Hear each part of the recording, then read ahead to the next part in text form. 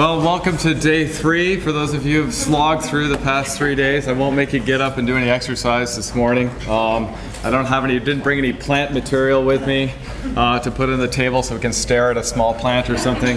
But maybe you can just imagine in your minds how important it is for us to think about and visualize nature in our minds and what that can do for our health states. I'm going to kind of shift gears a little bit. I think the prior 2 speakers did a wonderful job. It's almost like we've narrowed things down and distilled things over the past 40 minutes or so. And I'm going to zoom right into one study. So that's maybe not as exciting. I think I feel kind of honored to be here because I've read a lot of your work, for example, and it's been instrumental in getting me thinking about how we can actually understand the influence of nature, particularly on children, and of course adults are important as well. So I'm going to talk about a study that we did to try and replicate existing studies to see whether or not we can find the same results that have been found in the literature, but in children, because we're focusing on children here at this meeting. So I'm going to talk a little bit about the nature-health link briefly. I don't think I need to go into much detail whatsoever because we've done that sufficiently so far. And I'm going to specifically focus on the attention portion of children's mental health and explain why that's important. Now I'm going to talk about a randomized trial we conducted to try and replicate some of the studies that are often cited by Mark Berman in the literature, and some thoughts on our findings, which were actually null findings. So we can talk about that as well. And I ask that those of you who enjoy taking photos of people's slides and so on, I would ask that you not do that for this presentation, just because this is a submitted piece of work. It's under review right now, and I would prefer knowing that it's not being distributed, and I think the journal would as well. All right. Gratuitous kid photo. This is in Grenada recently. Can anybody guess what kind of tree that is? Caribbean. That's right, of course, it's foreign to us. It is the giant silk cotton tree. And I'm one of these people that really likes to drag my kids through nature. I find as they get older, when they're younger, they really enjoy getting dirty and hanging out in nature and experiencing drawing, doing things. And as they get older, especially 12, they're like, oh, really? I gotta go back into nature again? She seems okay here. She seems okay. She's like, this is a big tree. It's pretty awesome. But the reality is, and I think we all know this, is that we become an urbanized population. Children spend a lot of time in the classroom or in institutional environments, or they're indoors and screen time and so on. And so these are, I tried to pull out pictures of typical either home, institutional scenes, or even outdoors around schools and so on. We find, and Cam's work, the Evergreen Foundation are doing a great job trying to change this, but we still see a lot of schools that are just tarmac, no trees and so on. And this influences the way children, their perspective on the world itself, and it also influences the kind of play they have, how active they are, and their connectedness to nature as well. And there's been a proliferation, I think Jason's graph there, over the temporal graph and the bibliometric analysis of the literature shows that there's been a real increase, at least since 2000, but I think there are actually a lot of great studies before 2000 as well. I'm not sure I couldn't remember how far back you went. Back to 1990. Yeah, okay, so there's lots. Yeah, and in the psychology literature, it goes back to the late 19th century even. But there's been a proliferation of work both in the academic and the popular literature, and everybody knows Richard Louv and so on, and the development of networks and so on to promote nature exposure. And we know that, I'm not going to go through this in any detail, but there's a lot of benefits associated with, and I think it's an intuitive concept, right? We know, I think, intuitively that being exposed or being immersed in nature is probably good for us. And yes, there are risks involved. For young children, sometimes it can be scary and so on, but I think intuitively know this. It seems crazy that we have to prove it, right? To me, a little bit. I mean, do I really have to do epidemiological studies or psychological studies to prove that nature is good for us? But I guess if you're trying to convince decision makers not to mow down trees for development or something, you need some proof to show that, well, from a health perspective, this is actually really beneficial for our population and may be economically productive or something else. So And Lou really promoted this idea of the deficit of nature. What is the impact on our population when we are deprived of exposure to nature over time? There's many effects of that. And there was an interesting figure created by Kuo recently, a couple of years ago, looking at this. How do we think about exposure to nature over time, and what are the active ingredients? And by that I mean, I think what they're trying to look for is what are the actual mechanisms that nature provides. And you mentioned phytoncides and the sounds, the sights. What are the cues in nature, whether it be the complexity of the visual cues that we see? What are the actual ingredients or mechanisms that lead to these different physiological and psychological states and eventually these health outcomes? And the one I'm going to talk about today specifically is around attention restoration. So it's an important issue because I think, I'm not sure, I haven't read greatly into the literature on this, particularly around how children have changed over time, but that might be something to do because children, I think, have changed over time. The context that they live in and play in and are educated in have changed over time. But I think we may agree that more children experience more attentional fatigue now than maybe in the past.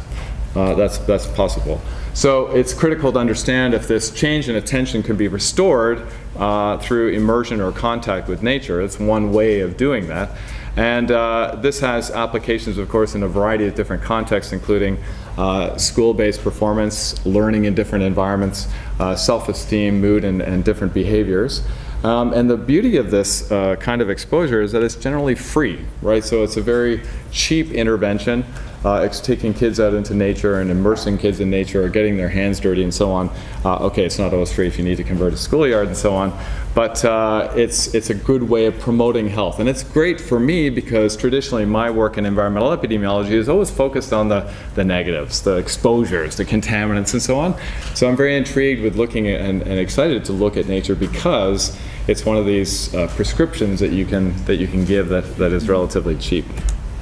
So how might nature actually influence attention? And this was explored briefly in the past presentation.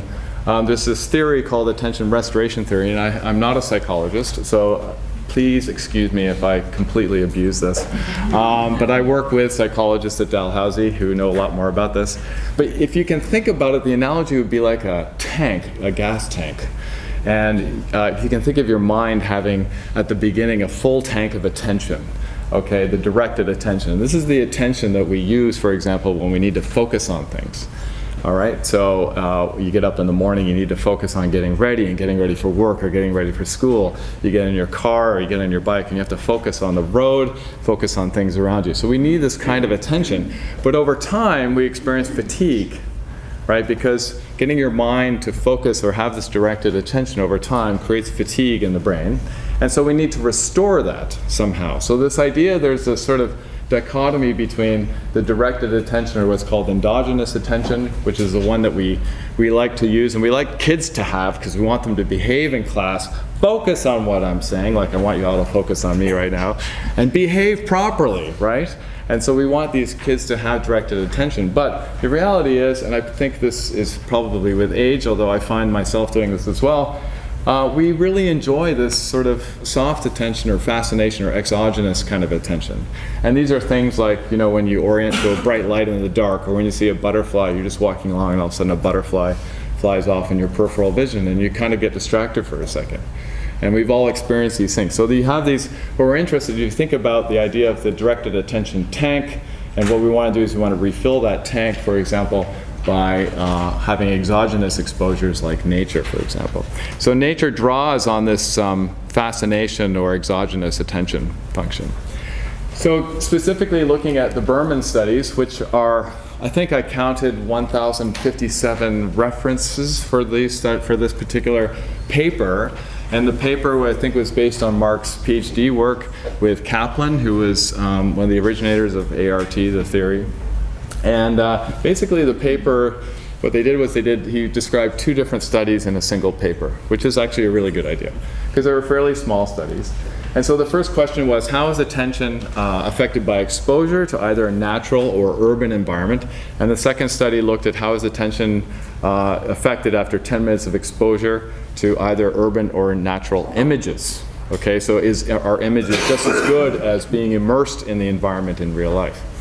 And it's a within subjects design, so the same crew coming out, and what they do is they would test in 1 week, and then a week later they would test the same people again.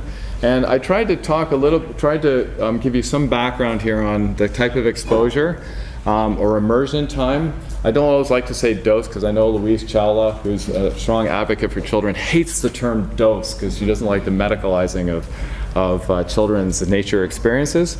And then there's a pre and post exposure battery of testing that tries to look at attention outcomes.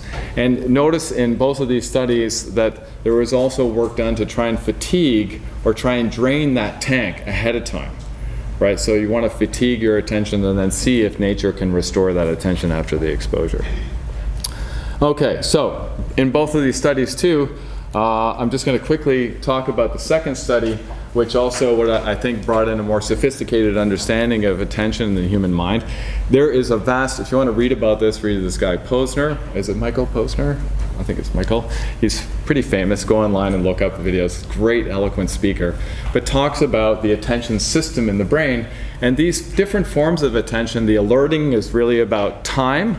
So when you see something, when you see a cue or a visual cue or an audible signal, how long does it take you to respond to that signal? So it's about the temporal response. The second one, orienting, is about a spatial response. So when you see something, turning your attention to something in space, how long will it take for you to identify the movement of that object?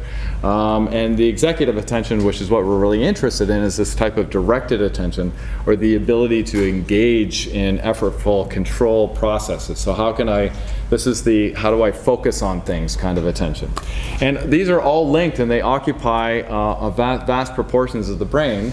And they actually are doing functional magnetic resonance imaging, fMRI studies, to see that when a person is exposed to urban scenes or nature scenes, can we actually see some of these attention networks or processes light up in the brain. And they're finding this is true. And there's some interesting work around that as well. So it seems from the Berman studies that there is a positive, significant effect of exposure to attention and attention restoration in adults, university students. The average age was around 23. And so I asked the question, well, what about children, right? Do we find the same kind of attention restoration in children? And so we did a randomized trial to look at nature contact and attention in children. So we had 62 kids, 8 to 15 years old, and they had an IQ of greater than 80. Normal or corrected to normal vision. Vision is important, especially if you're not using olfactory cues. And no significant neurological disorders that we could detect anyway. So these are children who also volunteer there, and their parents volunteer as part of the psychology pools at the university as well. And then they were blinded and randomized to either a control or exposure condition. In this case, the exposure condition was exposure to nature by a walk through probably one of the most densely forested urban areas in Halifax, and a walk in a downtown environment. And by downtown, it's Halifax downtown, it's not Toronto downtown. But it has very similar features and a lack of green exposure. They completed demographic questionnaires, IQ tests, and a connectedness to nature scale. Now, we didn't use your scale, but the issue was there aren't a lot of scales for kids. And so that's something I would love to think about more. And we did contact the authors or generators of the other connectedness to nature scale, who is mayor in France. And we asked, do you have a kid's version? And they kind of gave us a 10-item modified version for children. But what we wanted to see, of course, is would that impact, for example, how they performed on the attention task if, for example, they had a higher or lower connectedness to nature? Does that impact, like a priming effect? And then we used what's called the CAST, or Combined Attention Systems Task, which is developed by Ray Klein and Mike Lawrence and others, Shannon Johnson, my collaborator at Dalhousie University, which incorporates ANT and some other things, more sophisticated tests. And it's a game-like computerized environment. So kids sit in front of this computer and they go through these different alerting, orienting, and directed attention tasks. And then what we see here is there any difference in response times between those who are exposed or not exposed to those who are either in the urban environment or in the nature environment. Thank you very much. And then we don't worry about the statistical analysis. So just a quick map, because I'm also do a lot of GIS and geographic work. This area down here is really the urban, it's called the peninsula. It's surrounded by water. I live in the geometric center of it. And so the downtown is really that black box there. And then up in the right-hand side is a place called Shoeby Park. And this is what it looks like, right? So you see here, this is a sort of typical downtown. Halifax is an old city, so the sidewalks are narrow, the buildings come right up, but they're kind of old. And there's not a lot of plant life, and this is the environment that we took them for a walk through. And this is the cast, the top there we're looking at endogenous tasks to look at endogenous attention, and the bottom one to look at exogenous. And I'm not going to go into any detail about that. So what happened? So just as a reminder, the goal was to test the hypothesis set forth by attention restoration theory. So we had 3 hypotheses. Children who were exposed to a natural environment for a 30-minute walk were expected to demonstrate improvements in endogenous attention. This is the directed attention that I'm talking about. Exposure to nature was not expected to improve participants' performance in exogenous attention. And we didn't expect changes in endogenous or exogenous attention in kids who did the urban walk. Those are the 3 hypotheses. So, children exposed to nature walk exposure condition demonstrated no change in attentional performance following the walk. And this was true for both the directed attention and soft fascination measures that I was talking about. There were also no differences found in the urban exposure group found was in the walk, which confirms the hypothesis that urban doesn't actually increase or decrease. But we would expect to some degree possibly a draining of the endogenous tank over time. And so these results differ from studies that show improvements in attention, like Berman's studies and others, for adults following walks within nature or viewing photos of natural scenes. So why would this be? And really, this is the discussion piece and the part I would love to engage in having discussions with people, experts like yourself and those who work in the field. So we're pretty sure that it wasn't due to the quality of exposure. I think by the photos you saw, the second one, they were really in a forest. Okay, you can't, well, we wanted to do that too, because we wanted to say, well, if you're going to do one study, make sure the exposures are pretty severe, right? You want it like, you're in the middle of the bush, you're in an urban area. There's no real, it's not an urban park, okay? So we think those are pretty good. And the attention measure, from what I understand from my psychology colleagues, it's a pretty sophisticated battery of tests to look at attention. So we're not too concerned about that. So some things to consider are, what about the duration or repetition of exposure? Right, so it gets back to this dose immersion idea, but also, do we need repeated exposures in children to become familiar, for example, with natural environments? They're pretty familiar with urban environments, and so this calls into question, well, maybe they're really familiar and comfortable with urban environments. Thank you. Right, so if they're very comfortable with urban environments, maybe they're not so taxed as we think. Maybe their directed attention is not as bad as we think. And you might need something very different in terms of exposure to modify that. There's also the potential, and Jason raised this possibility with intergenerational differences. The participants in Berman studies the average age was 23. We're looking at kids, the next generation. Could we, for example, within that short period of time, have a vastly different lifestyle? Are kids living a very different lifestyle than they were even a decade or 2 ago? Possibly. And we don't, I just asked Jamie Spinney, who's an expert in time use, do we know, for example, from time use, very sophisticated collected data about time use, do we know how much time is spent indoors and outdoors? And we have this estimate that it's 1 hour a day outdoors, but we don't have a good estimate, I think, about that, particularly for children. So are they, how much more time are they spending indoors? Are they spending a lot more time indoors? Are they having fewer contact experiences with nature? And it brings up this idea of maybe if they're so comfortable in urban environments and we take them into a natural environment as part of an experiment, maybe they're actually fearful and stressed about being in it. They're not used to it. Maybe that plays a role in whether or not, maybe their attention is being affected by this fear mechanism. And so that's something to be considered. Figure where I got that photo. Anyway. The other thing in our study is that we actually took the kids in groups. So there wasn't an individual child walking with one of the research assistants. They were in groups of 2 or 3. And I started thinking, maybe one of the effects that we didn't take into consideration is the fact that children when put together with other children they don't know, they have this whole like, who are you thing going on, and it's a little stressful, right? Because they have to figure out, you know, where they fit in this little group, and they're kind of more quiet and introspective, and maybe that has an effect on their experience. Maybe attention isn't the ideal outcome to look at for studies of nature contact with kids. Maybe there are other measures or psychological outcomes or other measures we should be using that nature may be more sensitive to the exposure to nature. The other issue is age effects. So how does the relationship with nature develop with age? And so this may be a very valuable, maybe you have some insight into this. If we were to look at nature relatedness, I'm assuming that nature relatedness would develop over time. As you age, you develop, you have more experiences, and therefore maybe your connectedness to nature increases. Are you born with a connectedness to nature? Is it genetic? Right? I would assume probably, if there's an evolutionary component to this, but whether or not we can measure that within a human being is very different. And finally, there's this idea about priming I was thinking about, or what they call in psychology mirror exposures. So what about the influence of experience? And I think this is actually a big one. If for children, for example, who are quite young, if their parents have actually exposed them to nature, taken them camping, walk through the woods, okay, they have an experience or a prime that they refer to. And we know this from when we sit down with kids. We do other studies other than this too. When we ask them what is nature and we ask them to draw it, sometimes it's surprising that it's not those kids who have less experience with nature tend to draw generic images of nature.